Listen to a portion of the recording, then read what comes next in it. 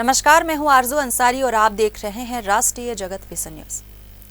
छत्तीसगढ़ की सियासत में रविवार को एक ऐसा वाकया हो गया जिसने कांग्रेस के राजीव भवन में हड़कंप मचा दिया और अब ये मामला तंज, तल्खी और तफ्तीश तीनों का केंद्र बन गया है।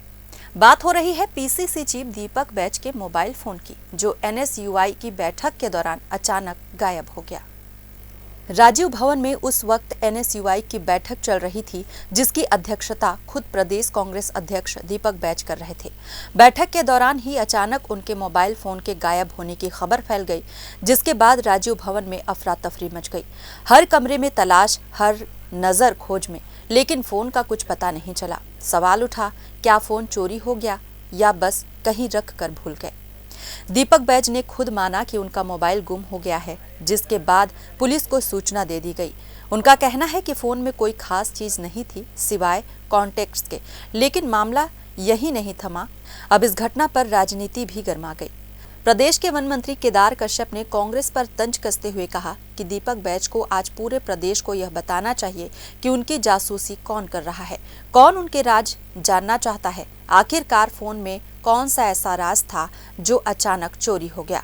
दीपक बैज जी, आपको पूरे प्रदेश को बताना चाहिए कि आपकी जासूसी कौन कर रहा है, कौन आपके राज जानना चाहता है, जो आपके मोबाइल की चोरी तक करवा रहा है।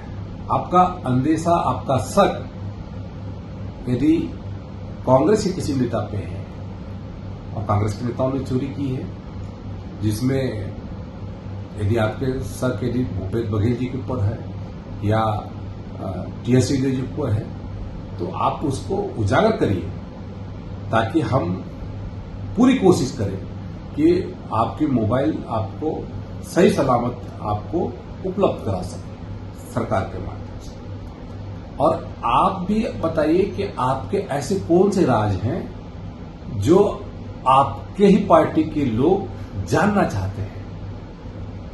यदि उन राज को यदि कहते हैं जनता के बीच में उजागर होगा, तो कहीं कांग्रेस पार्टी की जो स्थिति है आज जो बद से बदतर होती जा रही है, वो कहीं और खराब ना हो। इसके लिए आपसे पूरी उम्मीद है कि आप सही बात को जनता के बीच में लाने का काम करेंगे। सियासत में ये सवाल आम है, मोबाइल में क्या था, लेकिन कांग्रेस खेमे में इस सवाल ने बेचैनी बढ़ा दी है।